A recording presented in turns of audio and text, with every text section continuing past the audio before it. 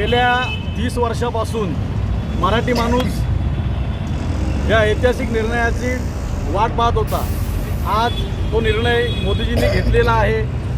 खरं श्रेय आम्ही राजसाहेबांना देतो, कारण राजसाहेब ह्या मराठी भाषेच्या अभिजात दर्जासाठी नेहमी भांडत होते, झगडत होते, नेहमी पाठपुरावा करत होते।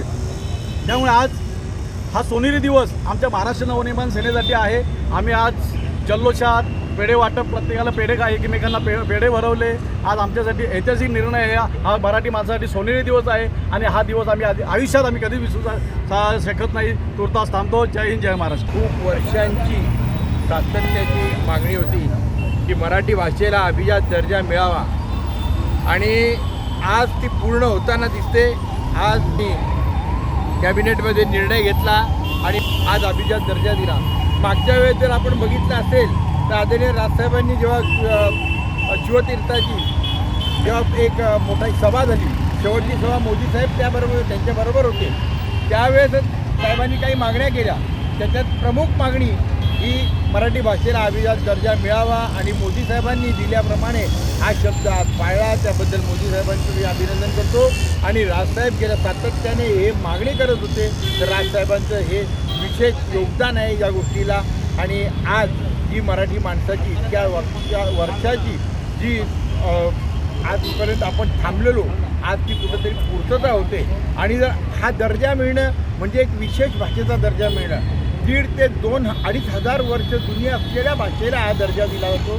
अख्ख्या भारतामध्ये फक्त 6 भाषा अशा होत्या की ज्या अभिजात दर्जा ज्यांना दिलेला होता, त्यानुसार त्यांना विशिष्ट अनुदान असतं। अख्ख्या संपूर्ण भारतामध्ये जे साहित्य असतं ते साहित्यामध्ये आता सगळ्या भारतामध्ये मराठी भाषेचं साहित्य हे पसरवलं जाणार आहे प्रत्येक ठिकाणी आणि त्यांना एक विशिष्ट निधी दिला जातो।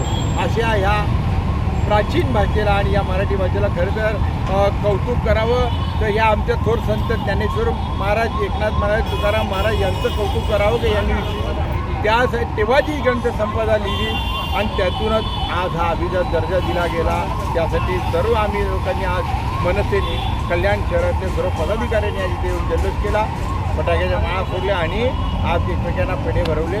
तर यासाठी राजसाहेबांचं आणि मोदीजींचं विशेष अभिनंदन। आज जो खरा निर्णय झाला आणि त्याच्या सातत्याने सन्माननीय राजसाहेबांनी पाठपुरावा केला होता आणि आज विजय मिळाला आहे, तो सन्माननीय राजसाहेब आणि खरा मराठी माणसाचा विजय आहे। बाकीच्या राज्यांमध्ये बघितलं तर त्या राज्यांमध्ये प्रत्येक तुम्ही जर फिरत असाल तर त्या राज्यामध्ये त्यांच्या भाषेचा नेहमी बोर्ड असतात, बाकी भाषा वापरली जाते, पण आपल्या महाराष्ट्रामध्ये आपण सगळ्यांना सामावून घेतलं होतं आणि खरं सामावून घेतल्यानंतर सुद्धा बाकीचे जे नागरिक बाहेरून येत होते ते त्यांच्या मराठी भाषेला आपल्या मराठी भाषेला ते देत नव्हते। पण सन्माननीय राजसाहेबांनी आज एवढ्या वर्षानंतर पाठपुरावा केल्यानंतर आज जो विजय झालेला आहे तो आपल्या सगळ्या मराठी माणसांचा, सन्माननीय राजसाहेबांचा आहे। आणि याबरोबरच मी पंतप्रधान मोदी साहेबांनाही धन्यवाद सांगू इच्छिते की आज खऱ्या अर्थाने त्यांनी ऐतिहासिक निर्णय घेतले आणि सन्माननीय राजसाहेबांना याचं सगळं क्रेडिट जाते। जय हिंद, जय महाराष्ट्र।